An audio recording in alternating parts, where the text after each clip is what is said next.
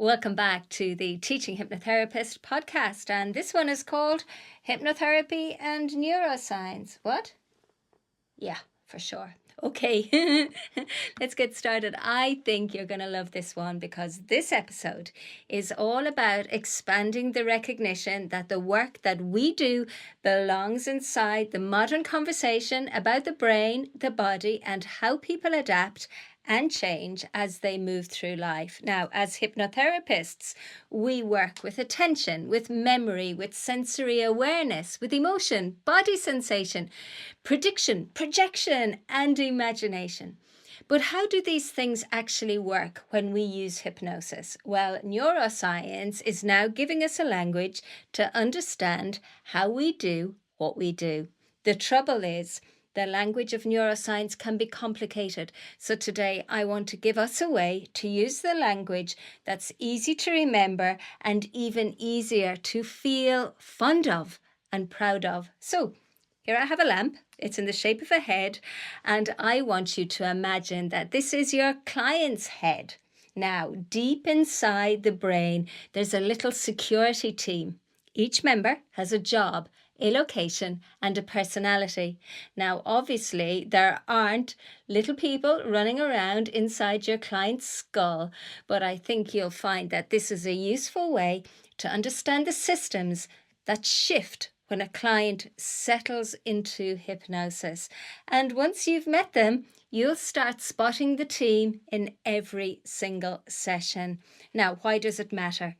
Well, hypnosis is often described as the bypass of the critical factor of the subconscious mind. Oh, great, yes, but an old idea, one of flicking the switch from one state into another. It was useful, but now, in today's terminology, it's a bit vague.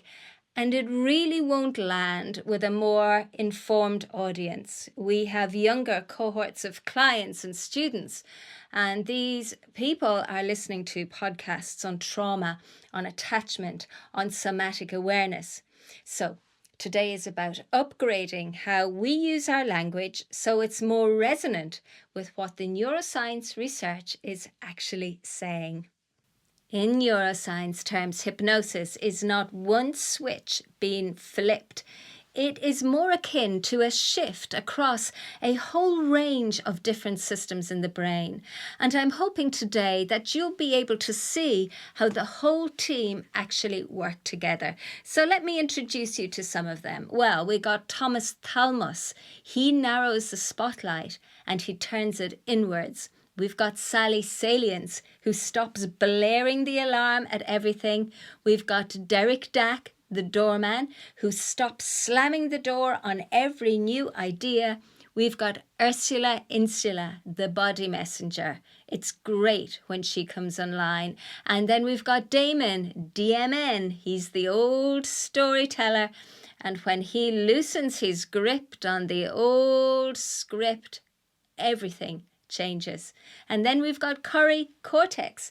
Now Corey, she is the one who starts rehearsing a happy ever after on the cinema screen rather than showing yet another old disaster movie. So that's where we're going today. And we're going to use this headlamp as if we're walking through the brain of one of your clients who have just closed their eyes in your chair. And as we go, I'll introduce you to the team one by one. So first of all, we are going to meet Thomas Thalmus. Now, Thomas Thalmus is located here at the front and the top, but deep inside your brain, and his job is to point the spotlight at whatever needs attention.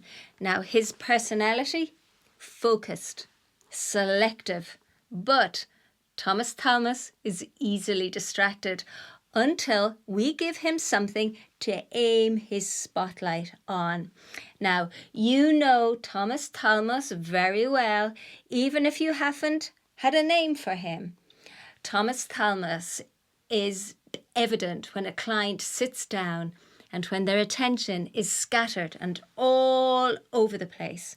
So Thomas is swinging the spotlight everywhere at once, where your client parked, whether hypnosis will even work, the email that they haven't sent, the work problem that is still running in the background of their mind.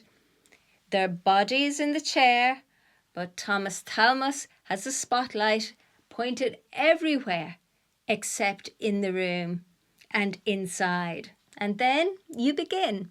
You use your voice to take Thomas Thalmus gently by the elbow and give the spotlight somewhere simple to land. Maybe the breath, maybe feet on the floor, maybe the weight of your body in the chair, and your voice orientates him. Slowly, Thomas brings the beam in from the outside world into what is happening inside. And your voice? That's the guide. It is the regulator of attention. Your tone signals safety to the nervous system. Your timing slows their breath, and your words help Thomas Thalmus to decide on what matters now. This isn't preparation for hypnosis. This is orientation. And guess what? You're remarkably good at it. Okay, next I want to introduce you to Sally Salience. Now, Sally, she runs the alarm. So where is she located? So she's up here on the midline. She's up here in the midline area, but then she controls a whole network all around here. So Sally's job, well, Sally's job is salience. Now, what does salience mean? It means importance. Now, she's not just one small area. She's a whole network, including the anterior cingulate and other regions. And she decides what should matter right now. Her personality is alert and protective. And if I'm honest, she's a little bit jumpy. She'd rather sound the alarm 10 times for nothing rather than miss the one thing that counts. That's her job. Salience. Sally Salience. Now, for many anxious clients, Sally Salience has been working double shifts for years. A flutter in the chest becomes danger. Silence after a text becomes rejection. A look on someone's face becomes evidence something's wrong. An ordinary room can feel unsafe because Sally has learned to scan it for danger, to scan it for threat. Now, every anxious client teaches us something about salience. Their Sally Salience has become brilliant at spotting danger, too brilliant. And in hypnosis, Thomas Thalmus narrows the spotlight and the outside world recedes, and Sally Salience can finally stop treating every scrap of information as equally important. The nervous system is still aware, the client is still present, but Sally is no longer yanking them in every direction at once. Okay, next we have Derek Dack, the Doorman. Okay, so he's located above the bridge of the nose towards the front midline. So deep in here. Now, Derek Dack has a job, and his job is checking. Now, Dack is the dorsal anterior cingulate cortex, part of Sally Salience's wider salience importance network. So the two of them, they work very closely.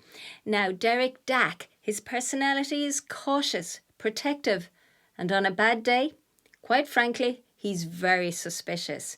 Derek Dack is the doorman, and he stands at the threshold asking, is this safe? Does this fit? Could this be wrong? Haven't we believed in something like this before, only to have ended up disappointed? Okay, so this is where the old hypnotherapy phrase, the reduction of the critical factor, suddenly becomes easy to picture. Derek Dack is very useful. We don't want our doorman to go, Critical thinking matters, choice matters, agency matters. A good hypnotherapist never tries to slip past Derek Dack the doorman, even if he's not looking, even if he is asleep. We're not trying to sneak past anyone's consent. But in anxiety, trauma, habit, or deep emotions like shame, the dorsal anterior cingulate, the doorman, Derek Dack, becomes over-vigilant. He doesn't just keep danger out, he starts to keep new learning out also. So a suggestion can arrive at the door, and Derek Dack, the doorman, blocks it before your client has even had a chance to feel it. Derek Dack comes in with, "That won't work. That's not me. I tried it before. What if this goes wrong?" Now, in hypnosis, Derek Dack never leaves his post. He simply becomes less jumpy. Clients, of course, they're still conscious. You know that. They can still choose. They can still reject a suggestion that doesn't fit. But the constant checking begins to soften. Derek, D-A-C, the doorman, stops arguing with every sentence before it's got a chance to be tested. The door hasn't been forced. It's just become open enough, safe enough for it to allow some new information in. So this helps to make sense of why ordinary, positive thinking so often fails.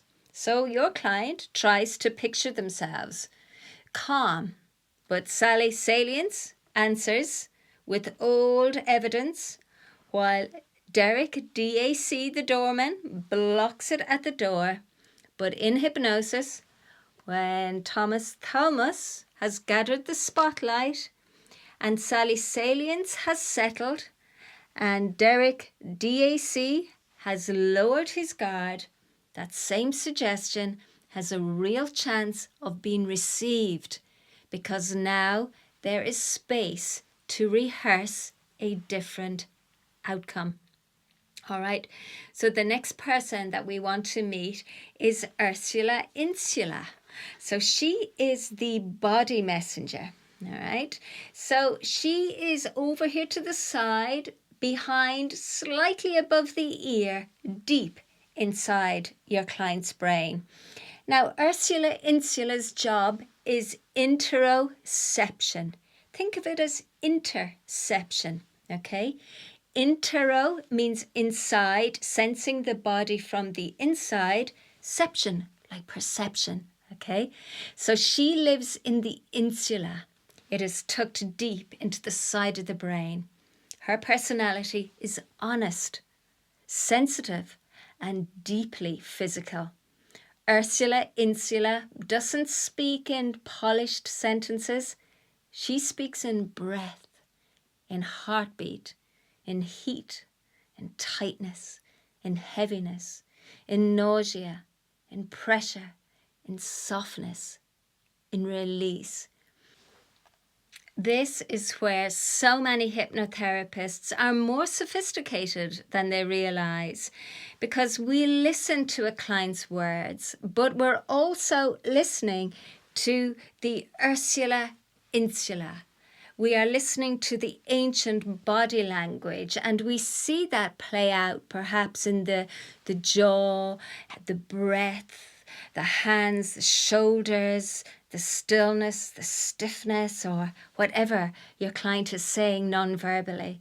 We also notice it when a client says something like, "I'm fine," but Ursula Insula is silently telling another story.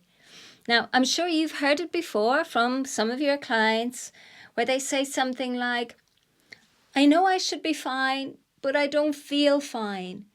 That sentence tells you exactly where the split is between the thinking mind and between Ursula Insula. The thinking mind knows that it's safe, but Ursula Insula tightens the chest, speeds up the heartbeat. The thinking mind knows the relationship is over, but insula drops the stomach when that person's name appears on the phone. The thinking mind knows the cigarette is harmful, but Ursula sends the hand reaching for it anyway. Now, hypnosis is powerful precisely because it speaks to both, the part that knows and the part that reacts. When you invite a client to notice their feet on the floor, you're not just settling them. You're opening a communication, a direct line to insula, the body messenger. When you invite your client to soften their breath or their shoulders to release, what you are doing is you are sending a message through insula, and you are helping to build a new relationship between intention and sensation. And insula starts to carry different information.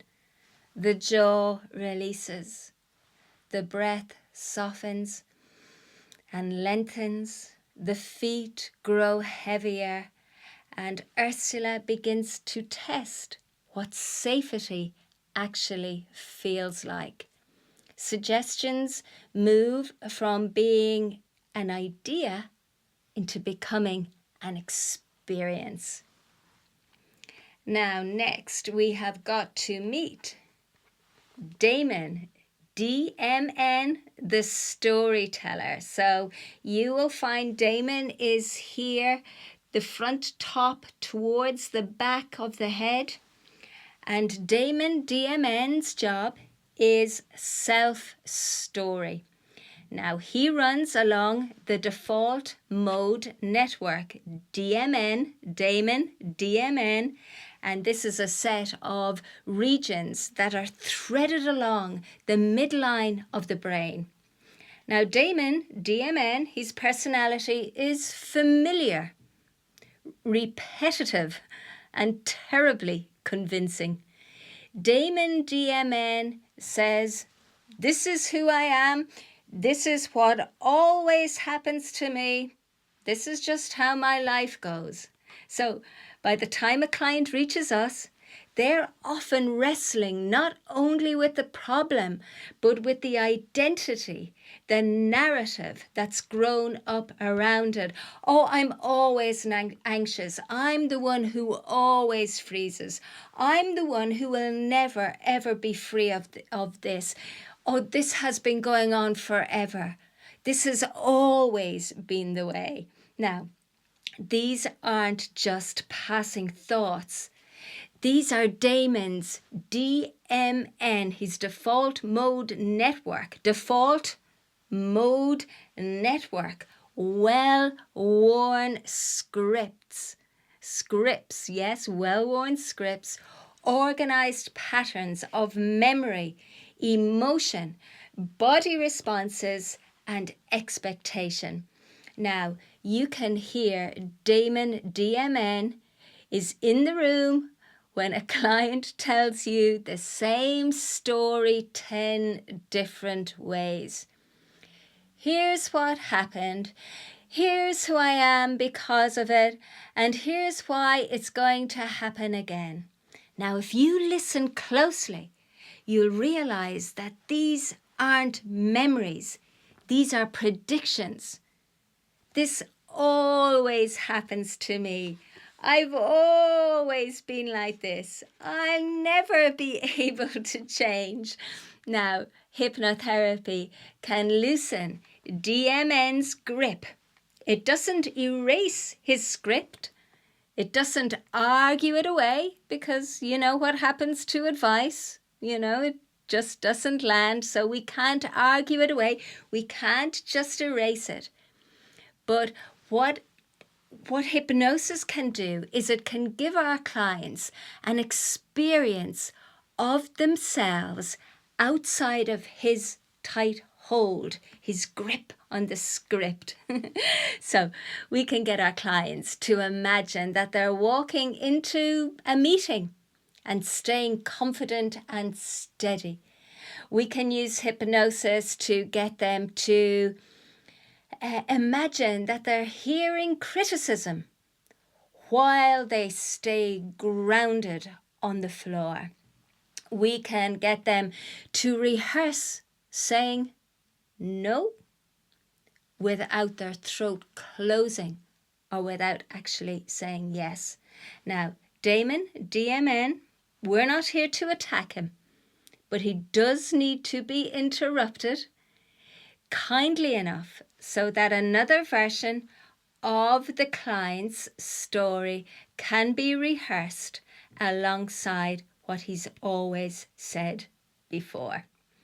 All right, finally, we get to meet cortex. Now, she runs the cinema screen, and she's right here, the very back of the head, deep inside the brain. So Corey's job is imagery and rehearsal, and she lives in the visual cortex at the back of the brain, as I said, and she's got wider networks joining in as our client imagines, feels, and rehearses. Her personality, it's vivid, creative, but surprisingly practical. Cortex gives the brain a place to practice before life demands a new response. And this is where suggestion has been so badly misunderstood. In good hypnotherapy, suggestion is inner rehearsal, where it is directed. The client isn't being controlled, they're being guided to practice a new set of responses in a state where the brain and body are more open and receptive to it. And cortex is the one who is running the rehearsal. So, as a skilled hypnotherapist, I know that you don't say, be calmer. We help cortex to build the scene. So we help our clients to imagine where they are standing. How do their feet feel? What happens to their shoulders when they realize that they can stay grounded and steady? What does their hands do instead of reaching for the old habit? The client is not pretending. Cortex is rehearsing. And this is where neuroplasticity walks into the room. Our brains, the brain of you, me, and our clients, they all change through experience and repetition. Every time that cortex rehearses panic, the panic pathways grow more familiar. Every time she rehearses avoidance, avoidance becomes easier. But also the opposite is true. When cortex rehearses breathing through that initial wave of anxiety, staying in the room instead of running away, speaking one clear sentence, those pathways get a chance to strengthen. Good hypnotherapy, it's really quite simple. It works best when we focus on the next believable step. If we tell a client who's terrified of speaking in public that you are completely confident on stage, well then the whole team, every one of them, they're going to reject it. It's too much, it's too soon, we've gone too far, too fast. It's not familiar to anything they've experienced before. Derek, the doorman, he's going to block it. Sally Salience, she's going to ring that bell. Damien, DMN, well, that doesn't fit his narrative. But if we help our clients to feel their feet and be grounded before they speak, to simply take a relaxed breath in and then just allow the sentence out, and to notice the calmness in their voice, well, then they have every chance to stay in the room just long enough for Ursula insula to feel that safety in the body, and for cortex to actually have something she can use to start creating that happy ever after movie instead of the disaster movie. In ordinary waking life, that team can be overworked and out of step. Thomas Thalmus has the spotlight scattered. Sally Salience can have the alarm turned up. Derek Dack, the doorman, can be suspicious of everything. Ursula Insula can be carrying an old fear. Damon, DMN, is reciting the same identity in a loop, and cortex is replaying the same future, the same disaster on the internal screen. But in hypnosis, the team begins to work differently. They work together. Thomas Thalmus brings the spotlight home. Sally Salience lets the alarm settle. Derek Dack, the doorman, eases off the door. Ursula Insula joins in the conversation. She brings the body into the conversation. Damon, DMN, loosens his grip on the old script, and cortex rehearses a new role. So that's why hypnosis isn't sleep. The client isn't absent, they're absorbed. I love that word. They're not powerless, they're taking part. Their brain has simply entered into a state where the old security team is no longer running the show from fear. And there are brain scans that can show us what's changing. Now, those brain scans can't tell us how to sit with a client, how to help them in the chair on any particular day. This is where your skills remain essential.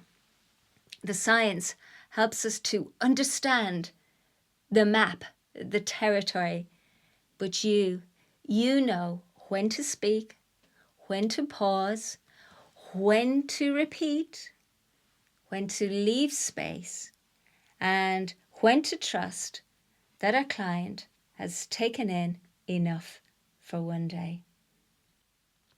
So for every hypnotherapist listening, here's the message. The work you do has got depth and intelligence. It belongs in the modern conversation about the brain, the body, and change.